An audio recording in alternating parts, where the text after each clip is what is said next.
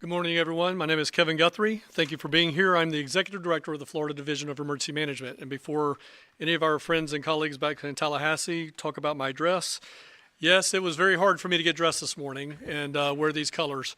So, but it's an honor of the partnership that we have with the University of Florida in this first ever nationwide, first of its kind rollout. So I'm excited to have you join us today as we get ready to introduce Project Beacon to you. Under the leadership of Governor DeSantis and the Division of Emergency Management, Florida continues to lead the nation in emergency management. We strive to be the best in everything we do. We truly want to be a leader in the industry, including our messaging on preparing for, responding to, recovering from, and mitigating from natural and man-made hazards throughout our state. We take the lessons learned and turn them into actionable steps to continue moving Florida forward. Project Beacon comes from that, a lesson learned during challenging times. Beacon, or the Broadcast Emergency Alerting and Communications Operation Network, rooted in Florida's Public Radio Emergency Network, is a state of Florida nationwide first that leverages the technology to expand public safety messaging statewide. Maybe that was fortuitous to say nationwide. The site here at WUFT FM is the first of many to come that will provide a 24/7, 365 text-to-speech platform that automates the broadcasting of critical information before, during, and after a disaster. When a storm or other disaster strikes, power and cell phone tower outages can cause interruptions in a community's ability to receive critical safety information. Beacon combines new technology with the reliability and power of broadcast radio to deliver messages directly to the communities that need them the most through AM radio, FM HD channels, and the Beacon mobile app. With this new technology, we can send specific messages from the state, local, or federal directly to impacted communities using radio's reliable and resilient connection on a dedicated channel that is always on. Safety messages will be automatically uploaded from real-time alerts issued by the National Weather Service, IPAWS, or the Integrated Public Alert and Warning System, as well as updates from FDEM, local and county emergency management officials, and other federal organizations. This text-to-speech conversion will deliver updates in both English and Spanish, with plans to add Haitian Creole and other languages as we continue to expand the Beacon footprint.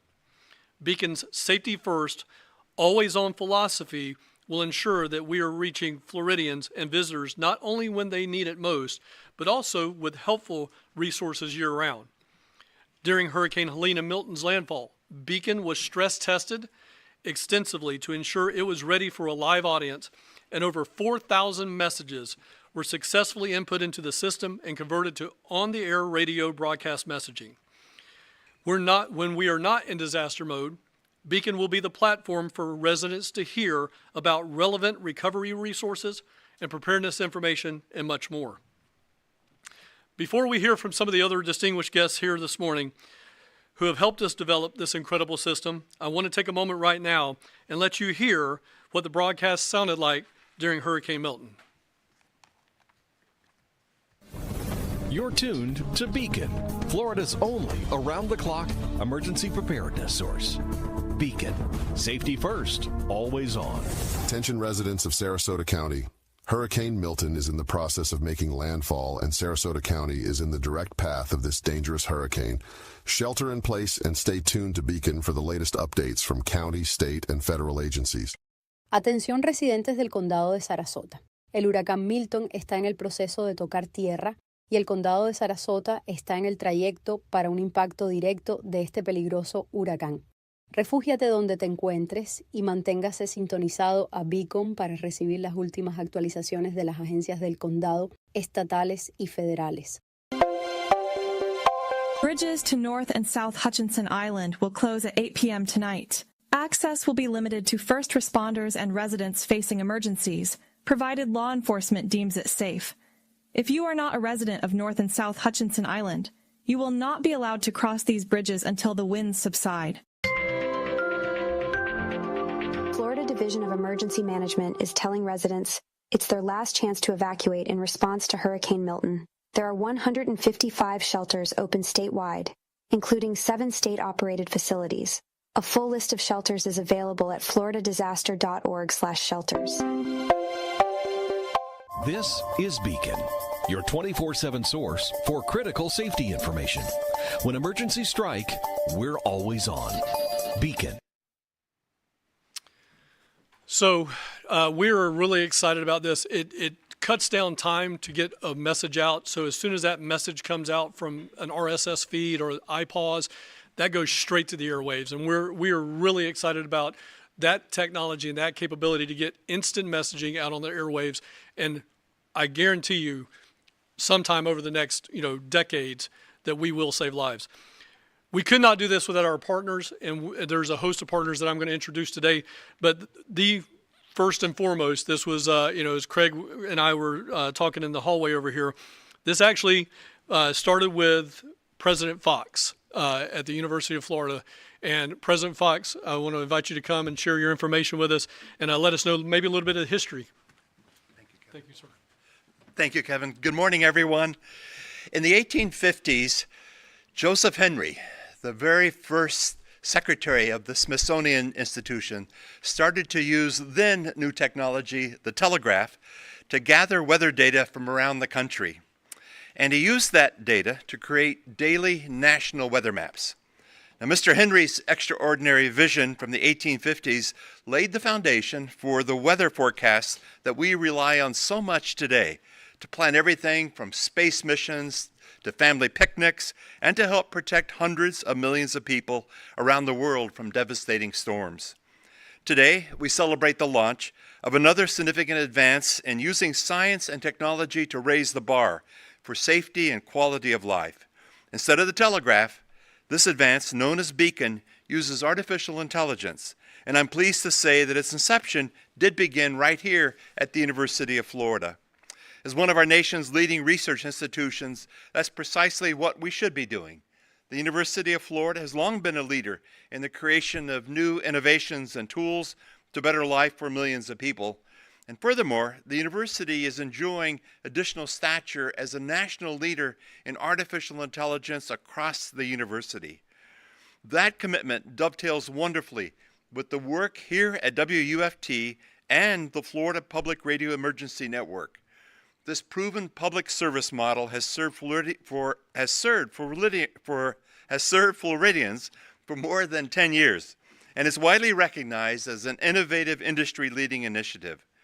With the incorporation of artificial intelligence, Beacon is the natural progression of WUFT's public service model and is really a powerful testament to the nation's and universities and the station's commitments to public service and safety.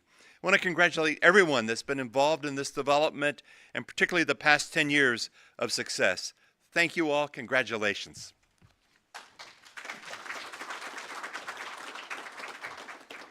Right, up next, and this is where the operation, I believe, is running out of, and that is UF College of Journalism and Communications Dean Brown. Good morning, everyone. And first, welcome to the College of Journalism and Communications, home to North Central Florida's local public media stations and the Florida Public Radio Emergency Network, or FPREN. I'm thrilled that you could all join us to celebrate the launch of Beacon.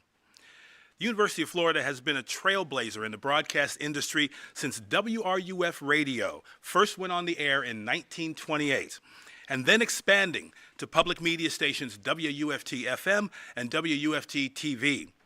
And in a region where timely weather information can be life-saving, public safety became a vital part of the mission of these stations. We advanced our public safety capabilities in 2013 with the launch of FPREN, the Florida Public Radio Emergency Network, leading a collaboration of all public television and radio stations in Florida, which we later expanded to include South Carolina, to provide year-round public safety and disaster information impacting millions of residents.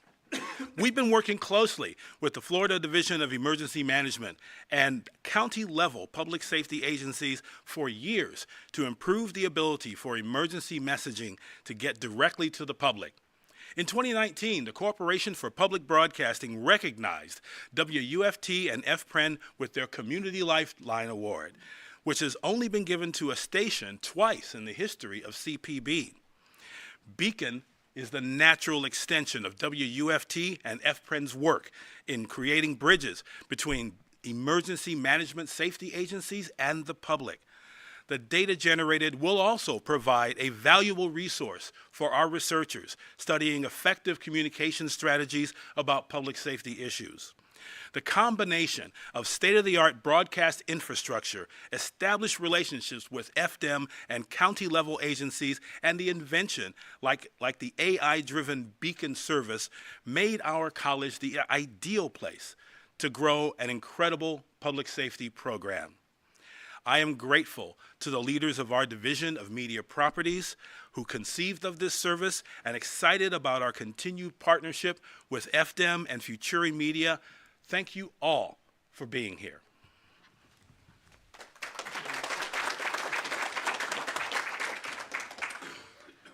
Now, the science behind how it happens, I'm pleased to introduce CEO of Futuri, Daniel Ansterdig.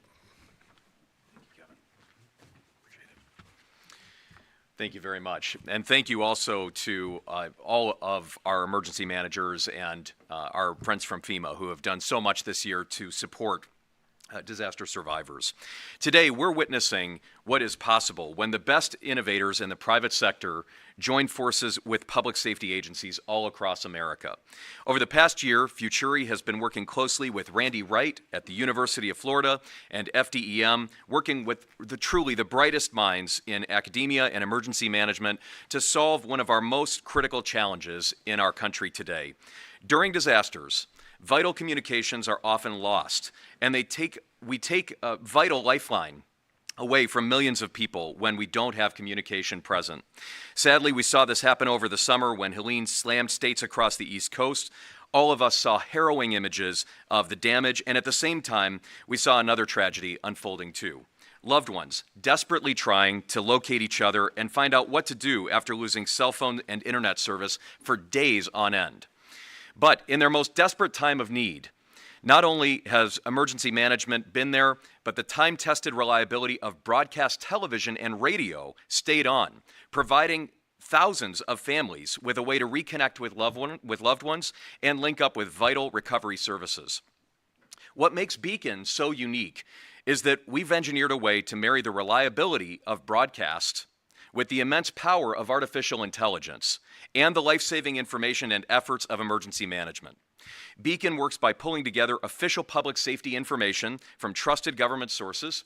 It automatically categorizes it based on urgency and then delivers it in real time to any broadcaster and direct to the public through broadcast signals and the Beacon mobile app. Most importantly, no one is left behind because Beacon can do this in multiple languages, while all at the same time hyper-targeting the information to make it relevant at a local level.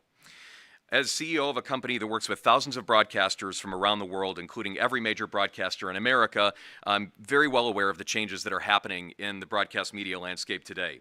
Newsroom budgets are shrinking, journalists are being asked to cover more territory with less resources, and some newsrooms, particularly in rural areas, are shutting down altogether. So now, with Beacon, broadcasters and media outlets everywhere will have a way to fill that gap, meeting their commitment to help communities at any time, in any place.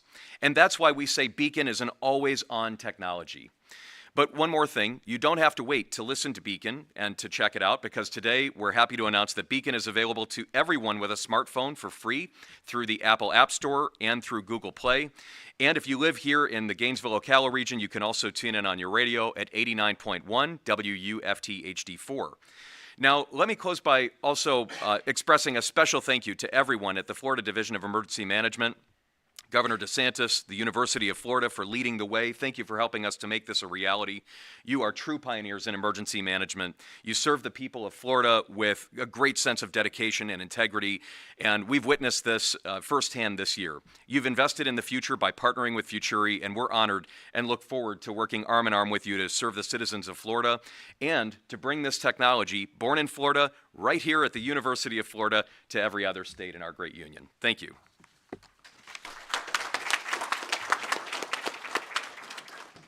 Right. Our last speaker definitely needs no introduction here to the Gainesville area, but Craig Fugate is, a pioneer in emergency management, and some people know this.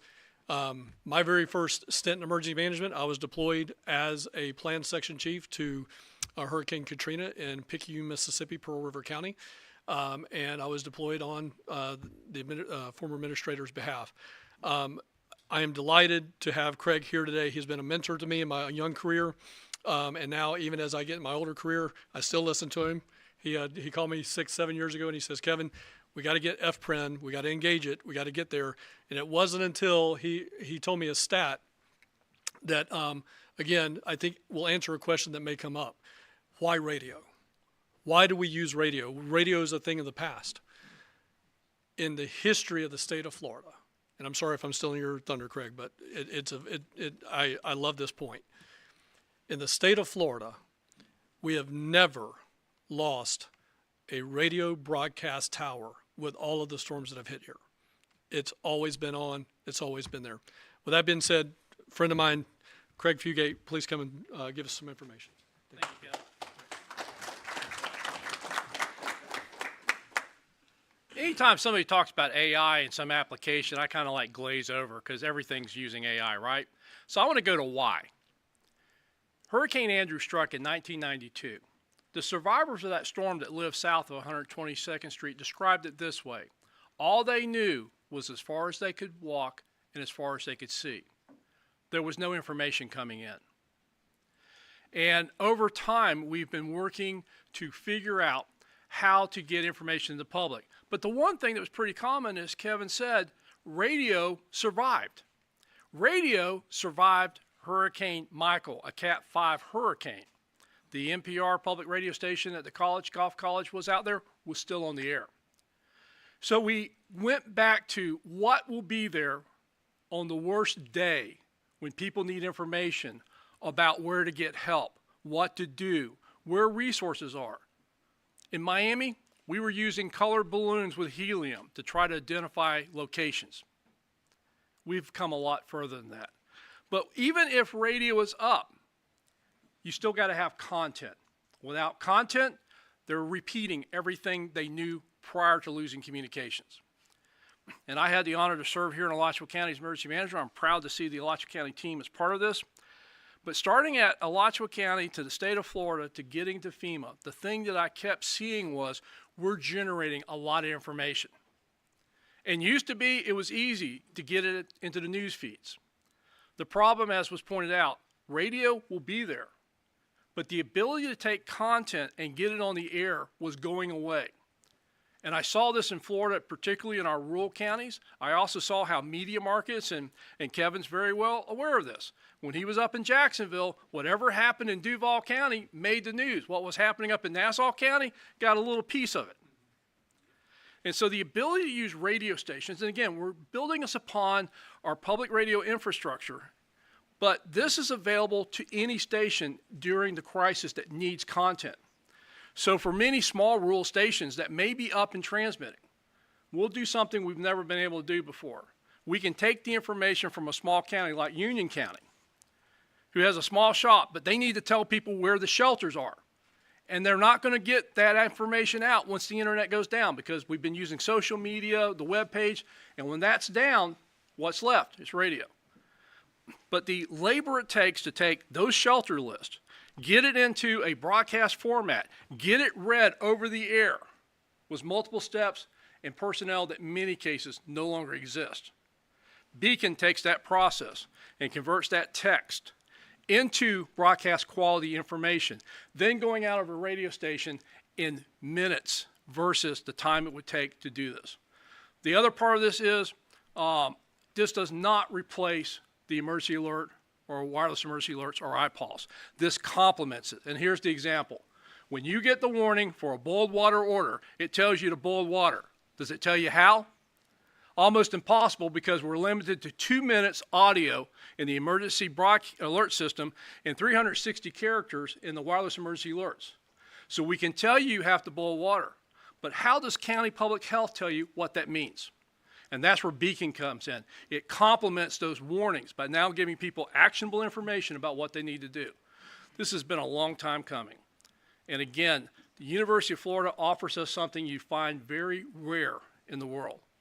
A university committed to bettering and improving the public safety of our communities with a laboratory and students and researchers to help us craft messages that change outcomes. Because as we saw in too many cases, even when warnings were issued, unless people understood what it meant to them and acted, it didn't change the outcome. Beacon gives us a chance to start changing that outcome. Thank you very much.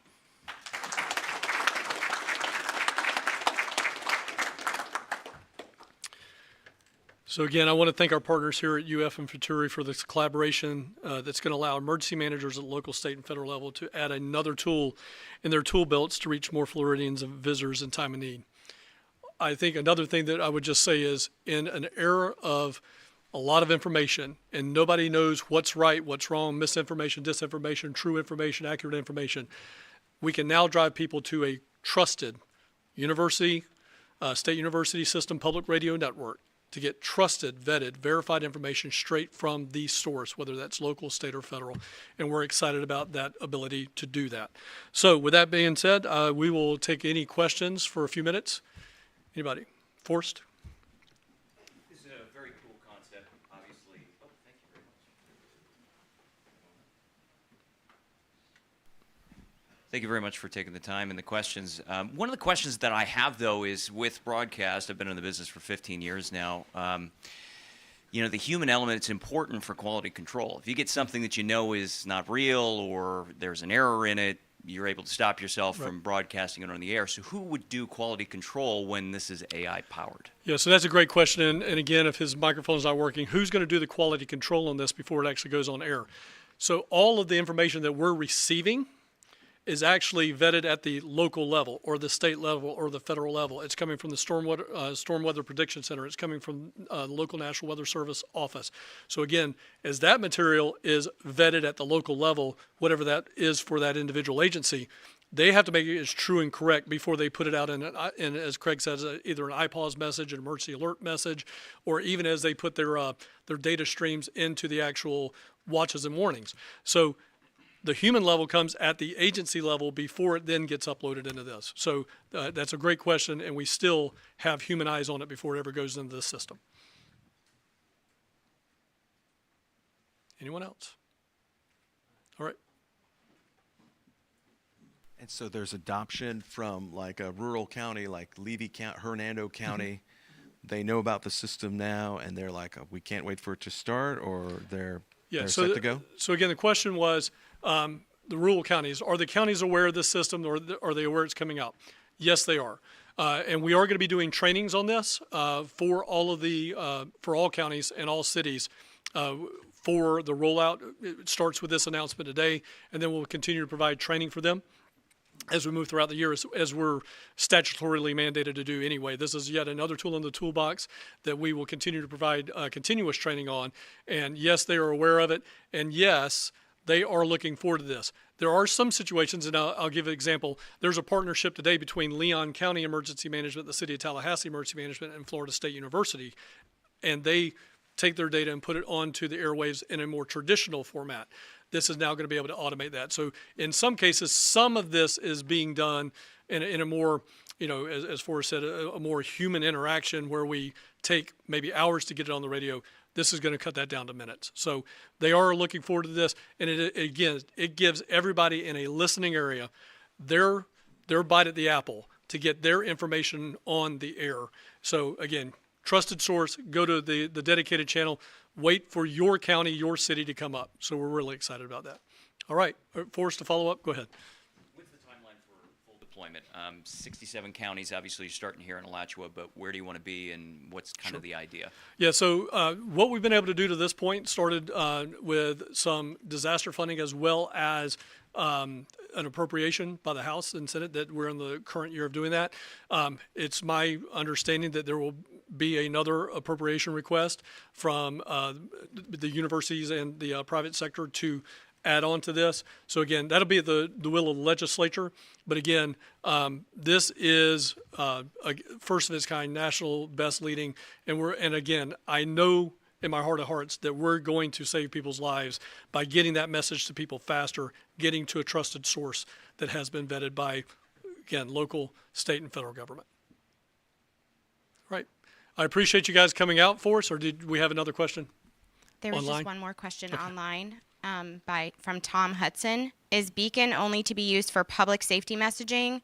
What other advisory messaging may be disseminated, and who or what agency makes those decisions? So in the question of who makes the decision, is it just public safety messaging? And I'm going to share a little insight probably. When Craig and I talked about this originally, this could go all the way down to a local county, Alachua County, from their sheriff saying there is a major crash on 41 and the road's going to be blocked for the next 3 hours. We could get that hyper local with that if that's what they want to do in Alachua County, the city of Gainesville, Alachua County Emergency Management. So I think what we are talking about here is, while it's public safety centric, we want to, we want people to know that it's a part of the public radio emergency network, focusing on that word emergency. But at the same time, we want to make sure that we're not just advising people of response issues and preparedness, recovery issues, but we want to use this as a preparedness tool. As we get ready to go into severe weather season, which is quickly coming up on us, what are things that people need to know about severe weather, tornadoes, severe thunderstorms? Then we roll into wildfire season. We will have elements that we put out there for preparedness of wildfire season, and what does it mean to be in a rural area or an urban interface, if you will, how to actually cut the brush back away from your house. We'll have, I'm sure we're going to have things on what are the healthy plants that are fire retardant versus fire fuel. So these are all things that we're planning on doing. Again, our goal is to most likely stay inside of that emergency vein. I don't ever want to see this, and I think everybody up here agrees, we never want to see this become a political tool. We're not going to be doing campaign advertising and things like that. We are really, really want to focus on getting people prepared for, responding to, and mitigating against disasters of all kinds in the state of Florida. There's a question behind you, Stephanie. I'm curious about the rollout of ATSC3 and TV. Are you guys making any plans to kind of move into that type of media space? And, the integration of maybe geofencing through ATSC3 in terms of like locality. Any thought in terms of that technically? So I'm going to turn in this direction. Who's the subject matter expert on that? Craig, either one of you. Come on up.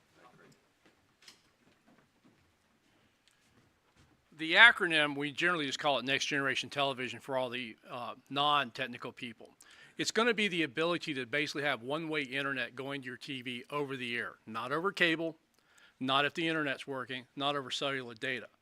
It gives us tremendous capability to put out a lot more information. So here's my take on that. And this is why it's so cool to be here at University of Florida. Right now, we cannot make most of our systems ADA compliant because all we can do is provide text messaging for the deaf or hard of hearing.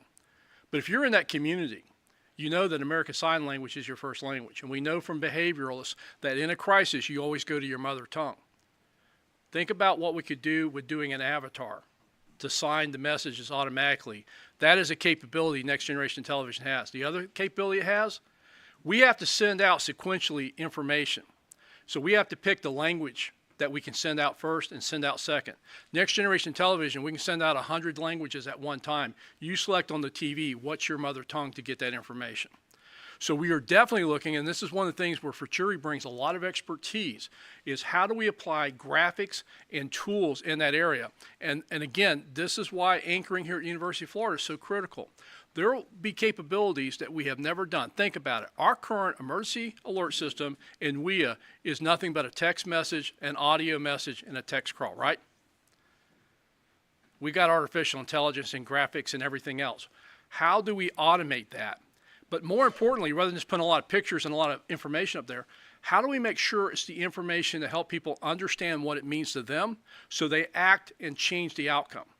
And that requires more research than we've ever had before. And by partnering with University of Florida, it gives us that resource of not only how to do it, but how to make it effective and continue to improve that process. So it's a great question.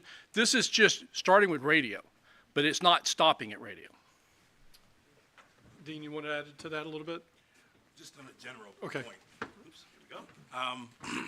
Just the fact that, next generation television is a huge opportunity for us at the university level for research, for all kinds of data to really understand how people interface with these kinds of communications. And when this was started, I remember it was in this room that Randy Wright and I had a conversation about this thing he called Beacon. And I said, but what's the opportunity for the scholars? And he explained to me that this is a fount of information.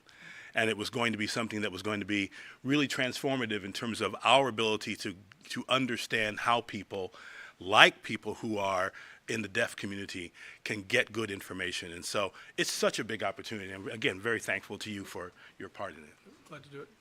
All right. Well, we want to thank you again for coming. Appreciate your time, and look forward to more, next generation stuff coming from the Florida Division of Emergency Management and University of Florida. Thank you.